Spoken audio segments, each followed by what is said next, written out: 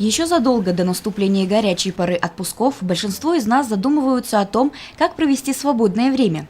Одни предпочитают тихий и спокойный отдых от всех насущных дел на диване за просмотром любимого сериала, другие находят радость и отдушину в уходе за садом, ну а третьи уже успели приобрести тур в теплые страны и готовятся к поездке на море.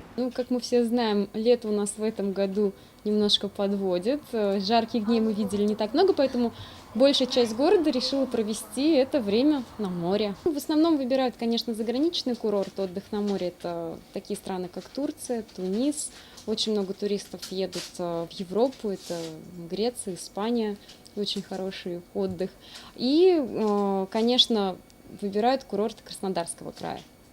Это Сочи, это Адлер, это Крым, ну и ближнее, так скажем, зарубежье – это Абхазия. Со слов специалистов, по итогам первого месяца лета сибайцев, уже отдохнувших за границей, порядка 30% от всего населения города.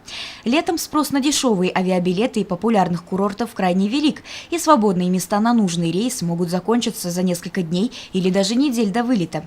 Поэтому эксперты советуют приобретать понравившийся тур заранее. Евдокия Титаренко, Константин Малейкин, Любовь Карпова, телекомпания СТВ.